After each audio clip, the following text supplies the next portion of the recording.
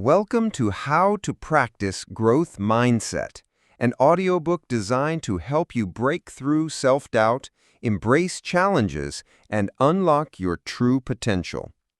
In a world that often rewards quick wins and overnight success, it's easy to forget that real growth takes time, effort, and the right mindset. This audiobook isn't just about motivation. It's about building a lasting mental framework that helps you face obstacles, learn from failures, and keep going when others quit. Whether you're struggling with fear of failure, stuck in a comfort zone, or just want to take your personal development to the next level, this guide will show you how to think differently and grow deliberately. So plug in, breathe deep, and let's begin your journey toward a stronger, more resilient you. Exploring Mindsets, Understanding Growth Mindsets. Chapter 1. The Foundation of Growth, Understanding and Identifying Your Mindset. Have you ever looked at someone who excels at a particular skill, a musician, an athlete, a business leader, and thought to yourself, they're just a natural? Or perhaps you faced a daunting challenge, a complex problem at work, or a difficult subject in school, and concluded, I'm just not wired for this. These thoughts, fleeting as they may be, are windows into a powerful force that shapes our lives, our mindset. Our mindset is the invisible filter through which we interpret our experiences, dictating our reactions to success, failure, and effort. It is the soil in which our motivation, resilience, and ultimately our achievements take root. This chapter is about turning a spotlight on that internal world. Before we can begin the practical work of cultivating a new way of thinking, we must first understand the fundamental beliefs that currently guide us. We will explore the two core mindsets, understand why shifting our perspective is a life-changing endeavor, and learn to identify the specific voice of our own mindset. This is the foundational step, the essential act of self-awareness on the path to unlocking our full potential for growth. Exploring Mindsets, Understanding Growth Mindsets. At the heart of this entire book lies a revolutionary concept pioneered by Stanford University psychologist Dr. Carol S. Dweck. Through decades of research, Dweck identified two distinct and powerful belief systems, or mindsets, that people hold about their own abilities and intelligence. These mindsets are the fixed mindset and the growth mindset. The fixed mindset is the belief that your qualities are carved in stone. Intelligence, personality, and creative talent are seen as fixed traits that you were born with and cannot change in any meaningful way. From this perspective, every situation becomes an evaluation. Every task is a test that will either validate your inherent genius or expose your fundamental shortcomings. The primary goal for someone operating from a fixed mindset is to prove themselves, to demonstrate that they have a healthy dose of these desirable static traits. This belief system creates a cascade of predictable behaviors and internal reactions. Avoiding challenges. If you believe your ability is a fixed quantity, you will naturally shy away from challenges that carry the risk of failure. Why risk taking an advanced programming course when you might struggle and damage your reputation as a smart person? It feels safer to stick to what you know and can execute flawlessly. Giving up easily. When faced with an obstacle, a person with a fixed mindset is more likely to become discouraged and abandon the effort. The internal logic is simple. If I were truly good at this, it wouldn't be so hard. The setback is interpreted as a sign that they lack the necessary innate ability. Seeing effort as negative. From a fixed perspective, effort is not the key to success. It's a sign of weakness. The thinking goes, geniuses don't have to try hard. This view creates a paradox where individuals want to succeed, but are often unwilling to put in the very work that would lead to that success, for fear that needing to try hard invalidates their talent. Ignoring feedback.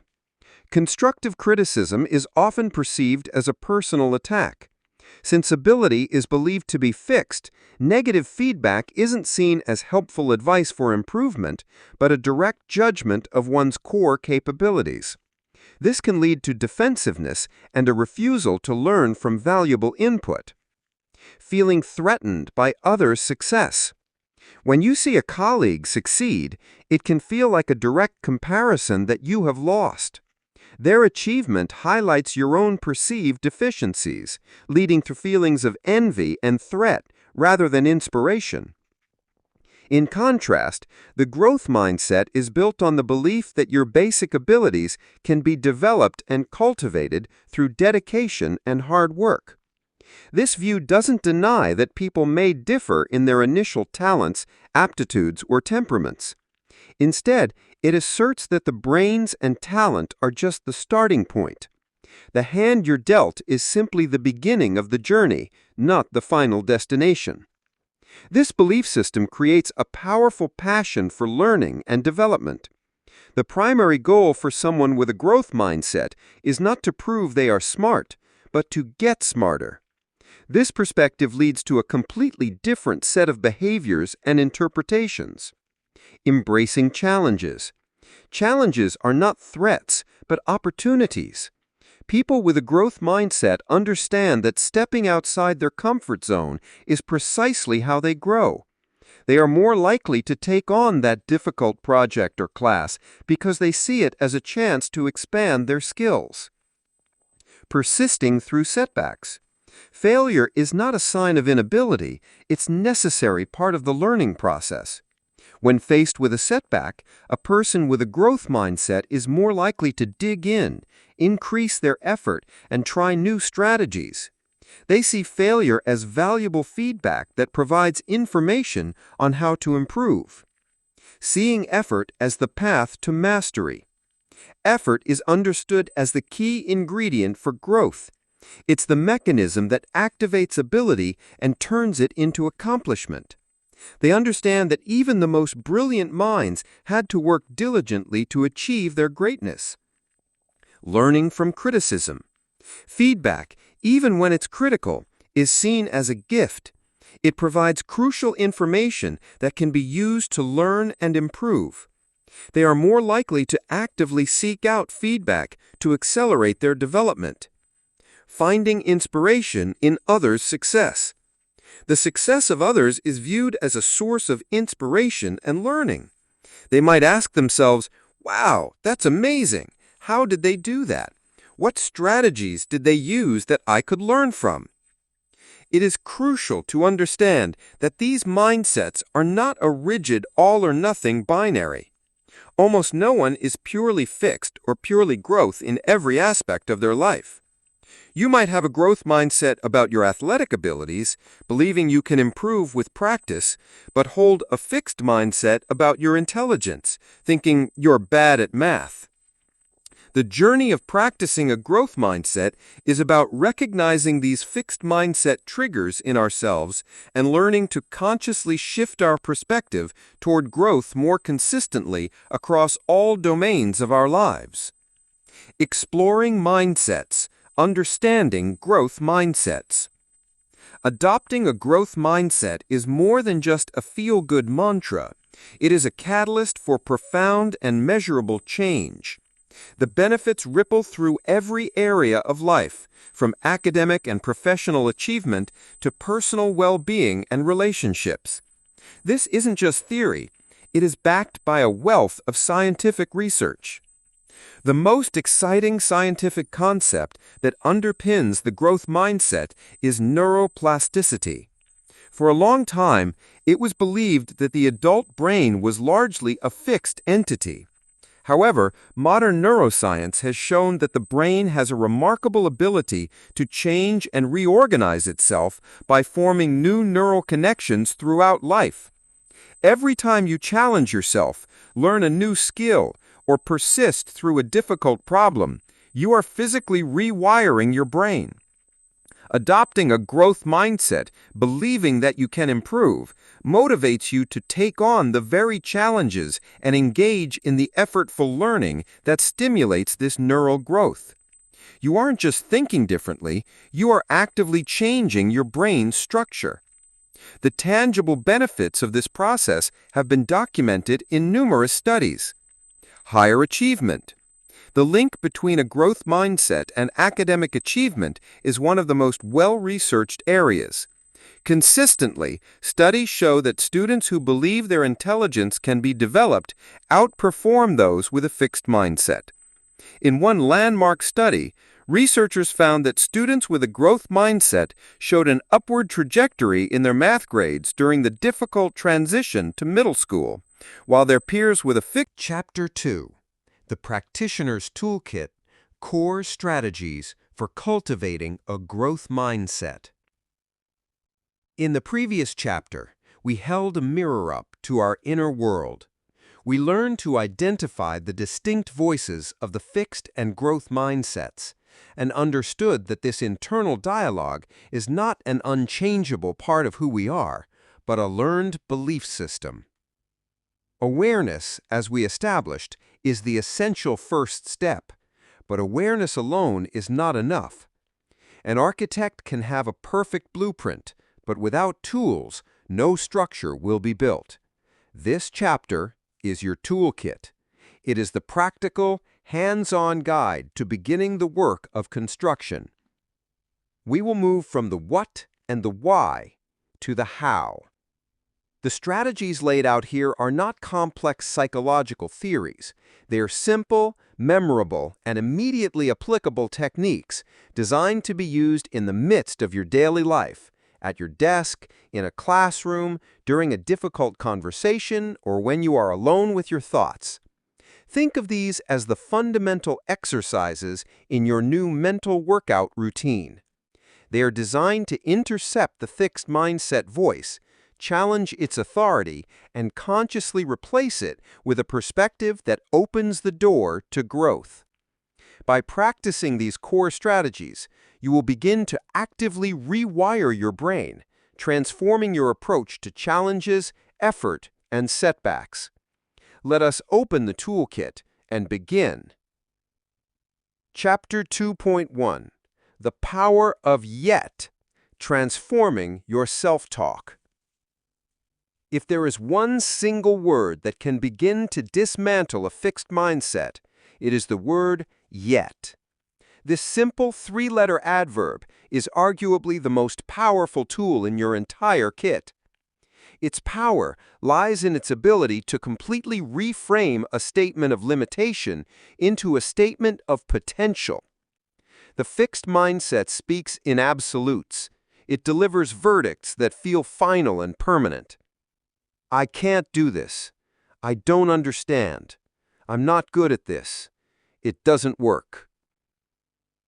Each of these statements is a dead end.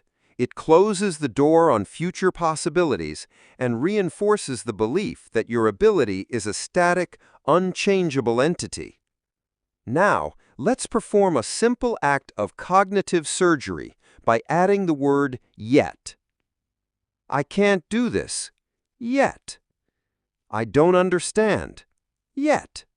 I'm not good at this. Yet. It doesn't work. Yet. The transformation is profound. A period becomes a comma. A verdict becomes a journey. Adding yet acknowledges the present reality without accepting it as a permanent condition. It implies that you are on a learning curve, placing your current struggle on a timeline that extends into a future of possibility. It bridges the gap between where you are and where you want to be, creating a path forward where a wall once stood. This isn't just a semantic trick. It is a psychological intervention that redirects your focus.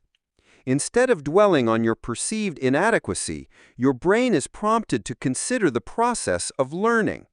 The question shifts from, am I smart enough, to, What do I need to do to get there? Putting yet into practice. 1. Become a yet detective.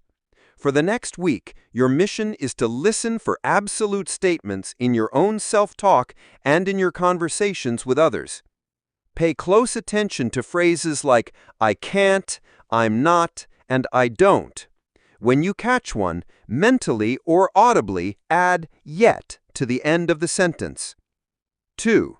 Rewrite your narrative. Take one of the journaling prompts from Chapter 1 where you described a limiting belief. For example, I'm bad at public speaking. Rewrite that belief 5 times, each time adding yet and a possible action step.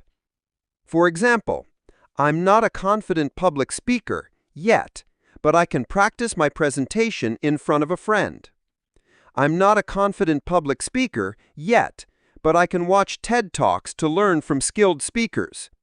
I'm not a confident public speaker yet, but I can join a local Toastmasters club. Use it with others. When you hear a friend, a child, or a colleague express a fixed mindset statement, gently reframe it for them. If your child says, I can't do this math problem, you can respond with, it sounds like you're struggling with it. You just haven't figured it out yet. Let's look at it from another angle. This not only helps them, but also reinforces the practice for you. The power of yet is its simplicity. It is a small hinge that swings open a large door, moving you from a state of judgment to a state of development. Chapter 2.2. Embracing Challenges as Opportunities. In a fixed mindset, the primary instinct is to protect one's perceived talent. This leads to a natural avoidance of true challenges, as they carry the inherent risk of struggle and failure, experiences that threaten the fragile identity of being smart or talented. The growth mindset flips this entire paradigm on its head. It understands a fundamental truth of biology and neurology. Growth does not happen in the comfort zone. Think of it like building muscle. A bodybuilder who only ever lifts weights that are easy for them will never see an increase in strength or size.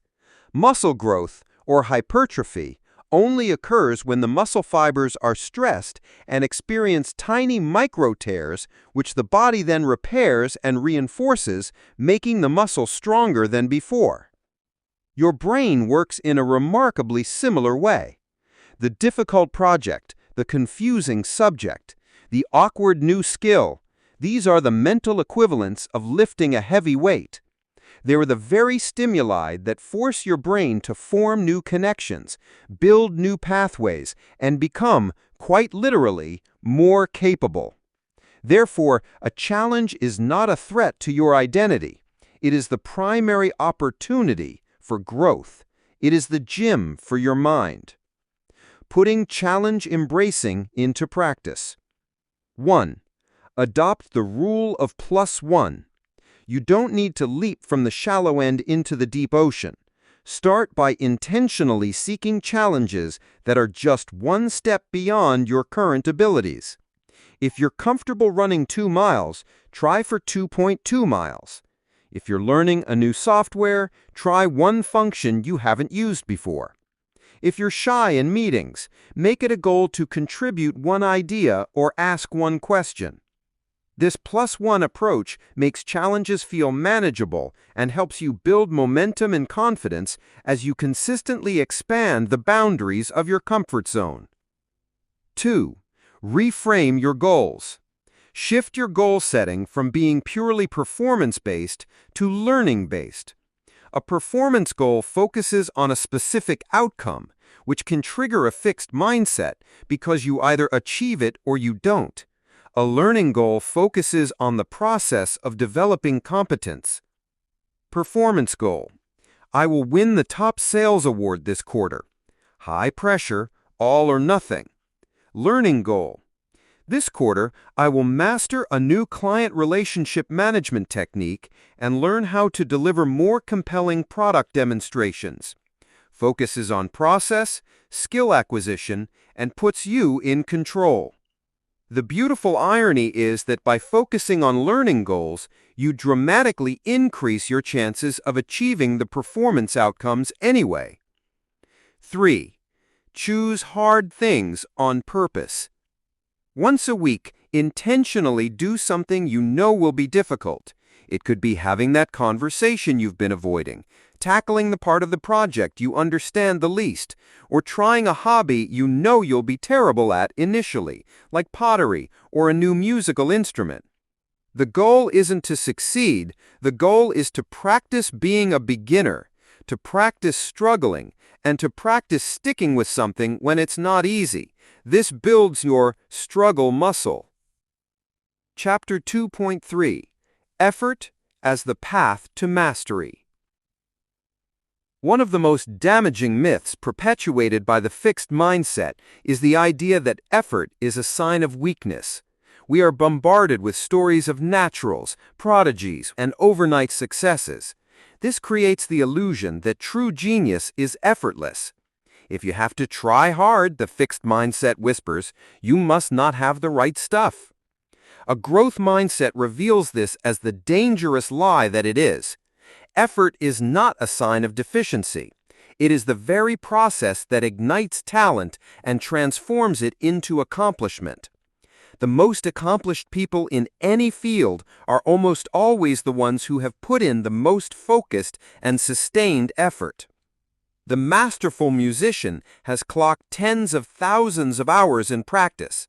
The brilliant scientist has spent years grappling with failed experiments. Effort is the engine of growth. It is the friction that creates the spark. Chapter 3: Deepening the Practice: Advanced Techniques for a Resilient Mindset. In the last chapter, we opened our practitioner's toolkit and learned the essential day-to-day strategies for cultivating a growth mindset. We learned to reframe our self-talk with the power of yet, to see challenges as opportunities, to value effort as the engine of growth, and to transform the pain of failure into the gift of feedback. These tools are the foundation of your practice, the daily exercises that begin to carve new neural pathways. They are designed to act as first aid, allowing you to intervene in the moment when the fixed mindset voice flares up. Now it is time to move beyond first aid. This chapter is about going deeper, about shifting from reactive interventions to a proactive and profound restructuring of your internal world. The techniques here are designed to build a mindset so robust and resilient that it becomes your default operating system. We will explore how to actively seek out and utilize the feedback that is crucial for growth, how to turn the poison of envy into the inspiration of learning, how to connect your effort to the physical reality of your brain's amazing capacity for change, and how to make your effort not just hard, but smart. These are the advanced practices that will take you from someone who practices a growth mindset to someone who truly embodies it. Chapter 3.1: The Art of Seeking and Receiving Feedback. Perhaps the greatest paradox of the fixed mindset is that it makes us desperately crave validation, while simultaneously making us terrified of the very thing that leads to improvement: honest feedback. When you believe your abilities are static, any criticism feels like a damning verdict on your permanent character. It's not an observation about your work, it's an indictment of you. Consequently, we either avoid feedback or become defensive when we receive it, shutting down the single most important channel for growth. A growth mindset understands that feedback is not judgment. It is navigational data. It's the compass that tells you when you've strayed off course. To truly accelerate your learning, you must evolve from being a passive, fearful recipient of feedback into an active, strategic seeker of it. From passive recipient to active seeker. The quality of the feedback you get is directly proportional to the quality of the questions you ask. Vague questions invite vague, polite, and ultimately useless answers. Ineffective question. What did you think of my presentation? This question puts the other person on the spot and encourages a generic platitude like, "It was great." Effective, specific questions. What was the single most persuasive point in my presentation? What was the one part where you felt your attention starting to wander? What is one thing I could do next time to make the data section clearer? These questions are targeted, non-threatening, and signal that you are genuinely looking for actionable advice, not just an ego boost.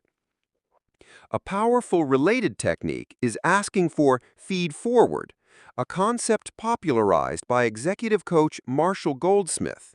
Instead of asking for feedback about a past event, which can trigger defensiveness, you ask for advice about the future. Feedback question. What did I do wrong in the team meeting yesterday? Feed forward question.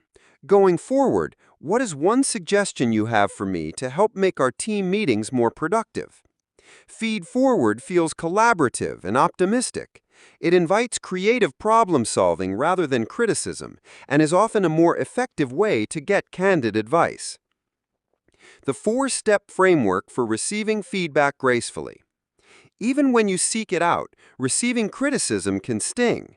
The key is to have a structured process for handling it that overrides your initial emotional reaction. 1. Listen fully and without interruption. Your first instinct will be to defend yourself, to explain your reasoning, or to correct a perceived misunderstanding. Resist this urge. Your only job in this moment is to listen with the intent to understand, not to reply. Don't formulate your rebuttal while the other person is speaking. Just take it in. 2. Say thank you. These may be the most important words in the entire exchange. Saying, "Thank you for sharing that with me," is not the same as saying, "I agree with you." It is an act of acknowledging the other person's courage and honesty. It honors their willingness to provide the data you need to grow, and it keeps the door open for future feedback. 3. Ask clarifying questions to understand. Once you've thanked them, you can probe for more detail. The goal is to understand the feedback as data. For example, you mentioned my tone came across as dismissive.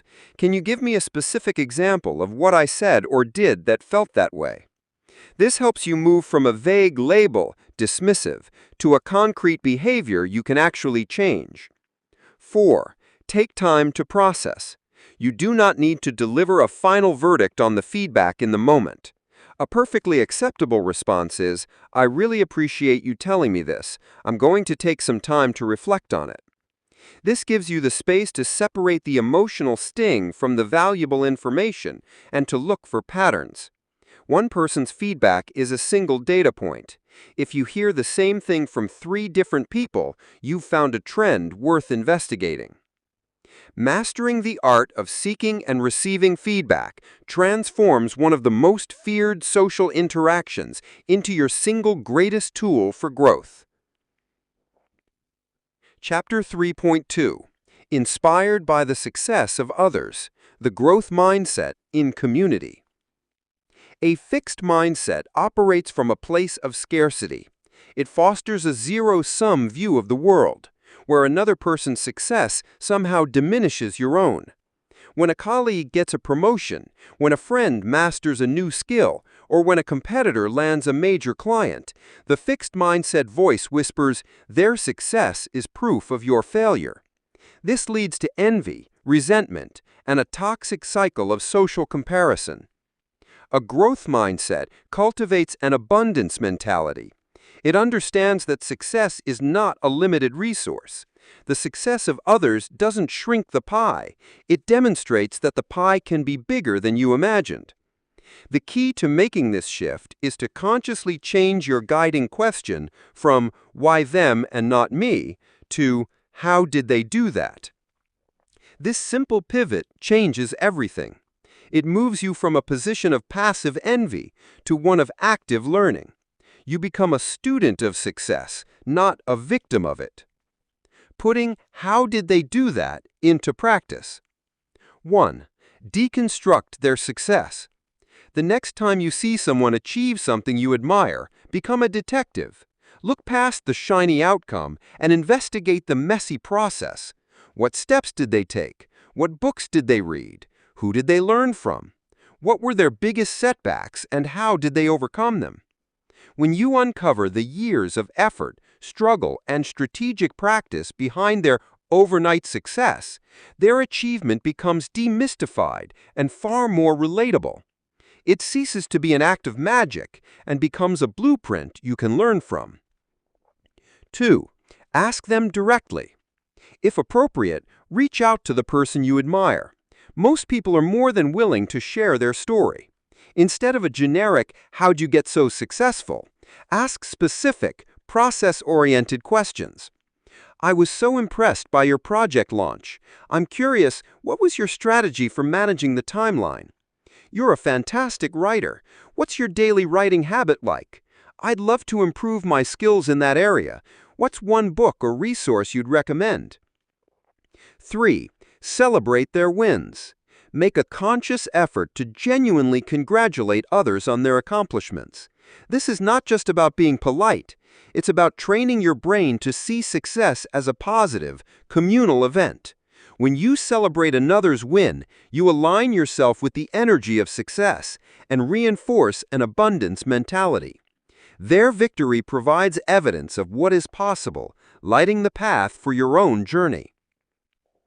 By transforming comparison into curiosity, you turn your entire community into a network of potential teachers and mentors.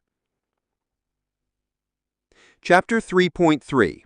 Neuroplasticity in Action. Visualizing your brain's growth. We've discussed how effort builds skill, but this can still feel like an abstract concept. One of the most powerful ways to deepen your commitment to a growth mindset is to connect the feeling of struggle to the physical reality of what is happening inside your skull. The science of neuroplasticity shows us that your brain is not a fixed wreath of your experiences. Imagine your brain is a dense forest. When you try to learn something new, like a new language or a piece of music, it's like trying to forge a path through the thick undergrowth for the first time. It's slow, difficult, and requires immense effort. You have to push branches out of the way and carefully watch where you step. This is your brain building new neural connections. The second time you walk that path, it's slightly easier. Some branches are already bent. You recognize Chapter 4. The Growth Mindset in Action. Applying your practice in real-world scenarios. In the preceding chapters, we forged our new perspective. We identified our mindset, learned the core strategies to challenge fixed thinking, and explored advanced techniques to build a truly resilient foundation for growth. We have, in essence, built a powerful new engine. Now it is time to put that engine to the test. A philosophy, no matter how profound, is only as valuable as its application in the real world. This chapter is about taking the growth mindset off the theoretical practice field and onto the often messy, unpredictable playing fields of our daily lives. The true measure of our growth mindset is not how we think when we are calmly journaling or practicing a visualization exercise. It is how we react in the heat of the moment. When faced with a demanding boss, a conflict with a loved one, a frustrating health setback, or the challenge of raising a child.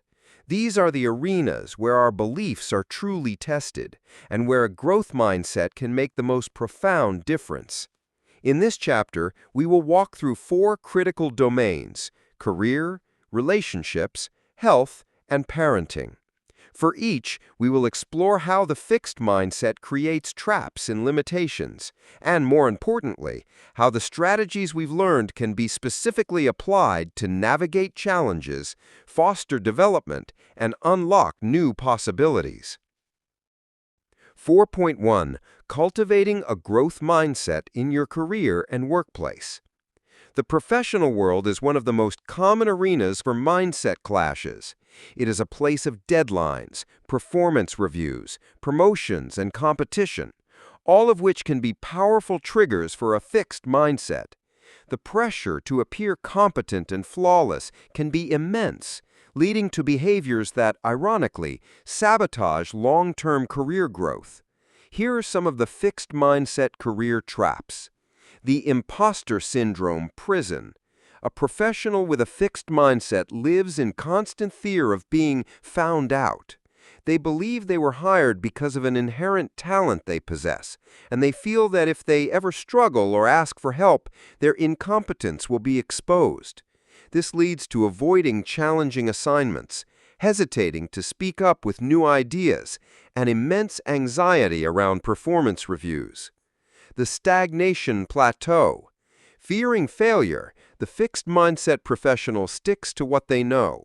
They become an expert in a narrow domain and resist opportunities to cross-train, take on stretch assignments, or learn new technologies. While this feels safe in the short term, it makes them vulnerable to becoming obsolete as industries and roles evolve. They hit a plateau and wonder why others are passing them by. The defensive wall. When a manager provides constructive feedback, the fixed-minded employee hears it as a personal attack. Your report needs more data analysis is interpreted as you are not a smart analyst. They may become defensive, make excuses, or blame others, rather than using the feedback to improve their skills. This shuts down the coaching and mentorship that is vital for advancement. Applying the growth mindset toolkit at work. Reframe your job description as a learning contract. Instead of viewing your role as a set of tasks to execute perfectly, see it as a list of skills to be developed. The project you don't know how to lead isn't a threat. It's a free, on-the-job leadership seminar. The new software the company is adopting isn't a hassle. It's an opportunity to expand your technical proficiency. This shift in perspective transforms your entire relationship with your work, from a performance to a practice. Seek feedback using the feed-forward technique. Don't wait for your annual review. Proactively manage your growth by seeking input. After a major project, don't ask your boss, "How did I do?" Ask, "Thank you for the opportunity to lead that project. For the next one, what is one piece of advice you have for me to make the process even smoother?" This signals your commitment to learning, makes your manager's job easier, and provides you with concrete, future-oriented advice. Embrace the productive struggle on stretch assignments. When your manager gives you a task that feels overwhelming, your first reaction might be panic. Intercept that thought. Say to yourself, "This feels hard because it's supposed to. This is the company investing in my growth." Use the principles of deliberate practice. Break the project down into small, specific goals. Identify the specific skills you need to learn. Seek out colleagues who have those skills and ask for their guidance. Document your process and your learnings. By doing so, you turn a source of anxiety into a powerful portfolio of your development. Lead with a growth mindset. If you are in a leadership position, your mindset has a profound impact on your team's culture. Praise your team's process, not just their wins. When a project fails, conduct a blameless, constructive failure analysis from Chapter 2 to extract the lessons. Frame challenges as exciting opportunities for the team to grow together. When you model a growth mindset, you give your team permission to innovate, take risks, and bring their full potential to work. 4.2. Fostering a growth mindset in relationships. Relationships, whether romantic, familial, or platonic, are often seen as a matter of chemistry or compatibility. A fixed mindset views these qualities as static. You either have them or you don't. This belief system creates a fragile foundation for any long-term connection. The fixed mindset relationship traps. The perfect partner myth. This is the belief that a successful relationship is about finding the right person. When conflicts inevitably arise, the fixed mindset concludes, "This shouldn't be this hard. Maybe we're just not compatible." It sees conflict as a sign that the relationship is fundamentally flawed, rather than as an opportunity for deeper understanding and growth. The "you can't change" verdict.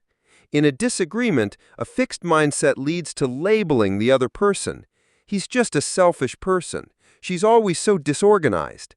These labels are character judgments that feel permanent, creating a sense of hopelessness. If the person's negative traits are unchangeable, then there is no point in trying to work through issues. The blame game. When a problem occurs, the fixed mindset's primary goal is to assign blame. It's an effort to prove that I am right and you are wrong, which protects one's own ego but does immense damage to the relationship's trust and safety. Applying the growth mindset toolkit in relationships. Believe in mutual growth. This is the core principle here, the belief that both you and your partner can grow and evolve. A successful relationship isn't about two perfect people finding each other. It's about two committed people growing together. When a conflict arises, replace the thought, "this is a problem with them," with, "this is an opportunity for us to learn how to be better partners." This frames the issue as a solvable logistical problem rather than an unsolvable character flaw. Value the effort of connection. Just like a career skill, a relationship requires effort to thrive. This effort, the difficult conversations, the acts of forgiveness, the willingness to compromise, is not a sign of a bad relationship. It is the very work that builds a strong one. Celebrate this effort. After successfully navigating a disagreement, say, "I'm proud of us. That was a tough conversation, but we listened to each other and worked through it. We're getting better at this." And apply the yet principle to conflicts. When you feel stuck on a recurring issue, use the power of yet. We haven't figured out how to manage our finances without arguing, yet. This simple addition transforms a point of despair into a work in progress. It opens the door to seeking new strategies, whether it's reading a book on the topic, taking a workshop, or seeking counseling. 4.3. A growth mindset for health and well-being. Our relationship with our physical health and habits is a classic battleground for our mindset. We often label ourselves, "I'm just not an athletic person," or "I have a slow metabolism," or "I have no willpower." These fixed mindset labels become self-fulfilling prophecies that keep us from achieving our wellness goals. Here are some of the fixed mindset health traps. All or nothing thinking. This is the "I blew it" phenomenon. A person with a fixed mindset starts a new diet. They stick to it perfectly for 3 days, but on the 4th day they eat a cake at an office party. The fixed mindset concludes, "I've failed. The diet is ruined. I might as well eat whatever I want for the rest of the day." One small setback is seen as a total failure, derailing all progress. Focusing on outcomes over process. The fixed mindset individual is obsessed with the number on the scale or the time on the stopwatch. If those numbers don't change quickly enough, they become discouraged and give up, believing their efforts are pointless. They fail to recognize the myriad invisible benefits of their effort, like increased energy, better sleep, or improved mood.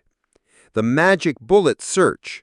Believing that results should be easy if you have the right genetics or body type, the fixed-minded individual is constantly searching for the perfect workout or Chapter 5.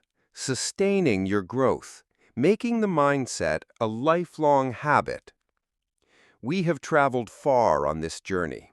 We began by holding up a mirror to our innermost beliefs, identifying the voices of the fixed and growth mindsets within us.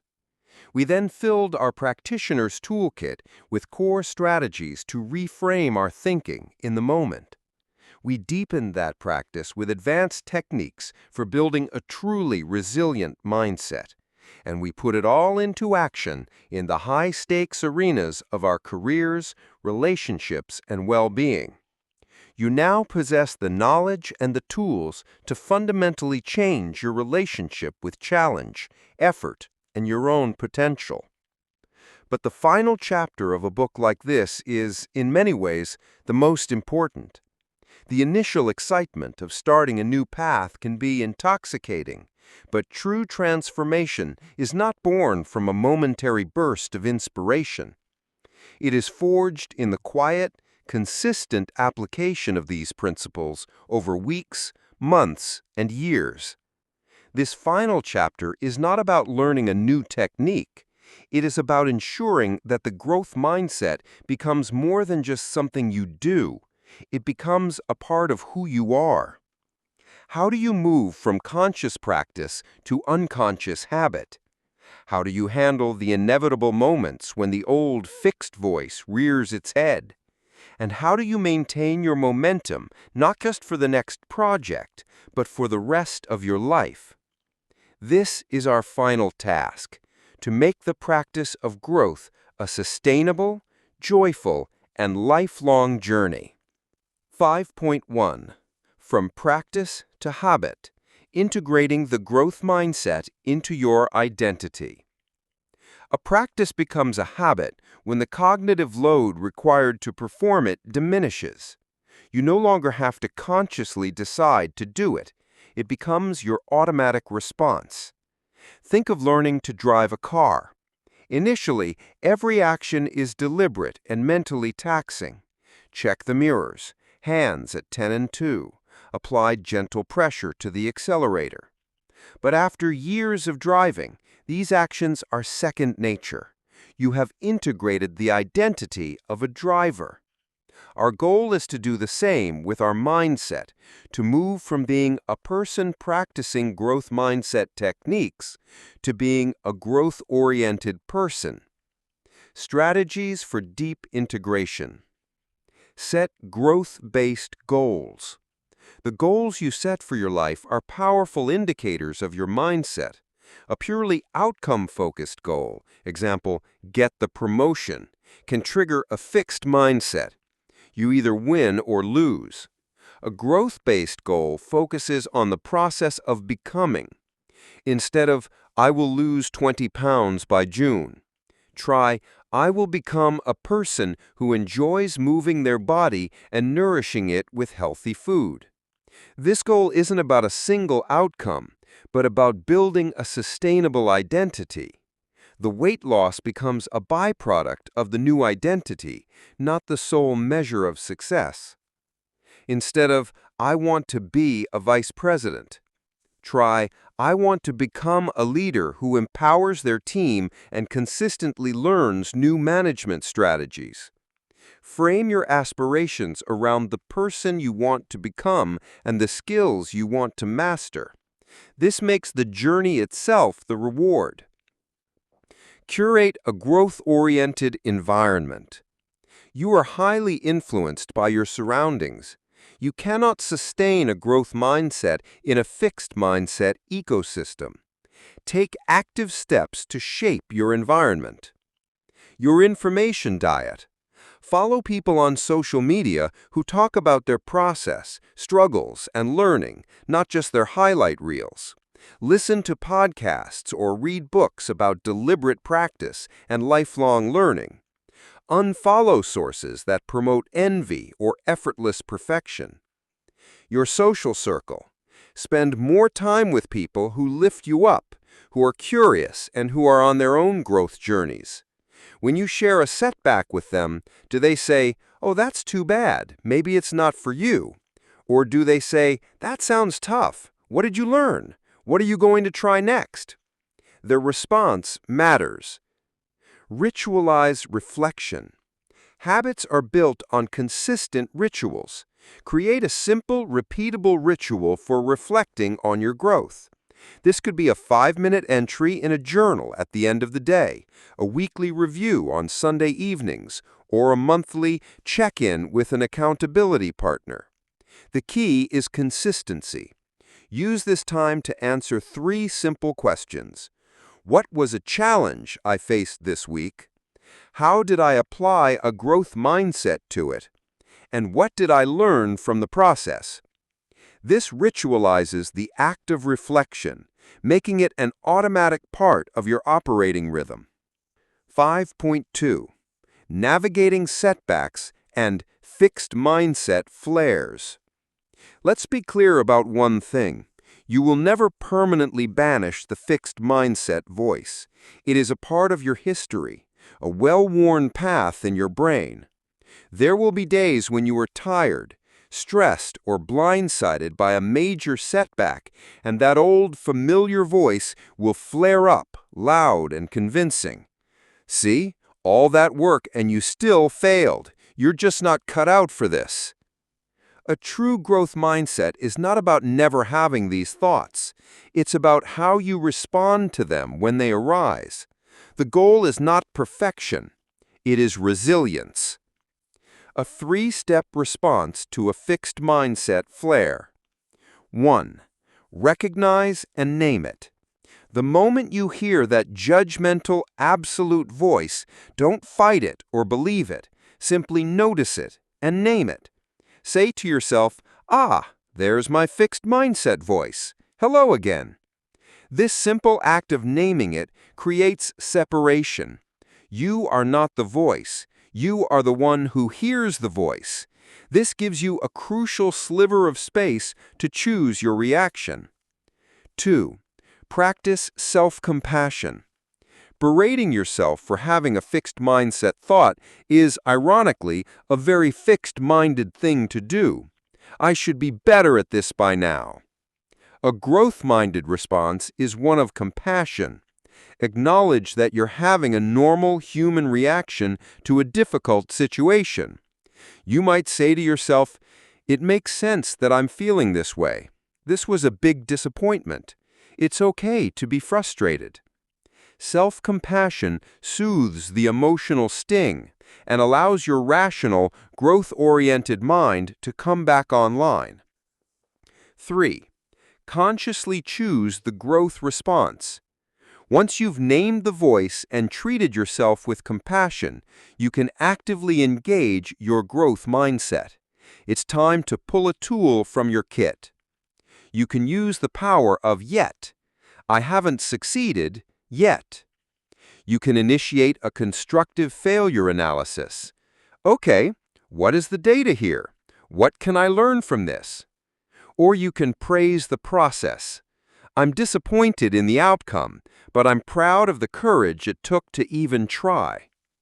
Think of this as a flare-up drill.